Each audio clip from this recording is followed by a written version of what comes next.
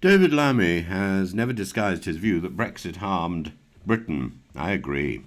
Now, as Deputy Prime Minister, his candour is no longer the rhetoric of opposition, but a message from the heart of government. His latest remarks have triggered a political storm because they challenge the central orthodoxy that Labour insists remains in place. No return to the single market, no return to the customs union. Yet Lammy has chosen to test this boundary. Speaking on the newsagent's Broer podcast, he argued that Brexit badly damaged our economy, created friction at the border, and removed the United Kingdom from one of the most valuable marketplaces on earth. He pointed to Turkey, linked to the EU through a partial customs union, as an example of a country gaining economic benefit from closer integration with the European bloc. Though you wouldn't know that if you try and get through Turkish customs through FedEx. That decision to highlight Turkey was not accidental. It was a provocation aimed at shifting the debate. If Britain cannot rejoin the EU quickly or politically, what are the intermediate steps? Over the past decade, defenders of Brexit promised prosperity through sovereignty. Instead, productivity has stalled, trade barriers have multiplied, and investment growth has underperformed. Even the Office for Budget Responsibility forecasts that Brexit will reduce long-term UK productivity by around 4%. Lammy's intervention speaks to a growing recognition within Downing Street that this situation is unsustainable. Keir Starmer has already toughened his criticism, branding Brexit as utterly reckless, a foreign policy experiment, and condemning the wild promises made in 2016.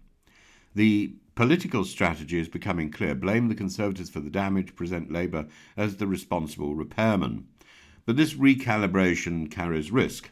The Labour manifesto pledged that Brexit's core red lines would hold. Starmer's leadership has depended on reassuring Leave voting areas that Labour would respect the referendum. That remains the message. While Lammy refused 7 times to rule out rejoining the customs union, it rattled not only the right, but Labour's own internal guardians. Darren Jones moved quickly to assert that government policy is made in Parliament, not in podcasts. Advisers have emphasised that the government's red lines are clear. Nevertheless, the boundaries are shifting. The government has already signed new cooperation agreements with Brussels. It has restored defence dialogue and opened the door to greater regulatory alignment. Germany's President Steinmeier celebrated the improved mood with a cultural flourish in Parliament. Don't look back in anger. Lammy's case is simple. Brexit's future is tied to Europe, whether Brexit voters like it or not. Supply chains, labour mobility, financial services, security partnerships, and energy strategy remain inseparable from European infrastructure. Every global crisis underscores that reality. The question is not whether closer EU ties will return, but how quickly and to what extent. Reform UK has seized on this shift as proof of betrayal. The Conservatives, now fighting for relevance, accuse Labour of plotting a return to Brussels by stealth. The Brexit culture, that Brexit culture war remains alive, even if the economic data gives it less energy each year. So what is really at stake? A customs union would remove rules of origin bureaucracy, slash delays at the channel, and give exporters breathing space once more. It would reduce inflationary costs on goods and strengthen trade security, but it would also require the UK to align its tariffs with the EU and participate in Brussels-led trade decisions. That is the political trade-off: fewer barriers, less autonomy.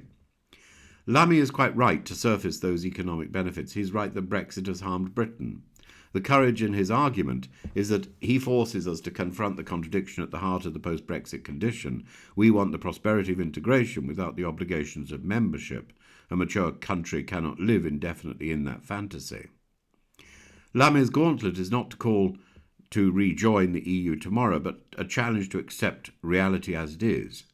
If this government truly prioritises growth, stability and influence, then it must acknowledge that Europe is not a foreign concern, but the environment in which Britain must survive. The debate he has opened is a necessary one.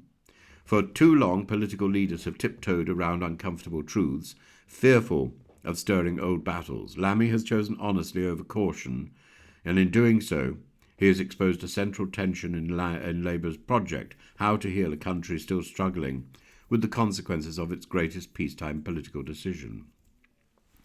Britain cannot change its past, but it can decide whether its future is estranged from its largest trading partner, or built once again in the neighbourhood to which it naturally belongs. The moment matters because it forces us to decide, do we cling to slogans or do we pursue prosperity? Lammy is telling us that the time for illusions has ended.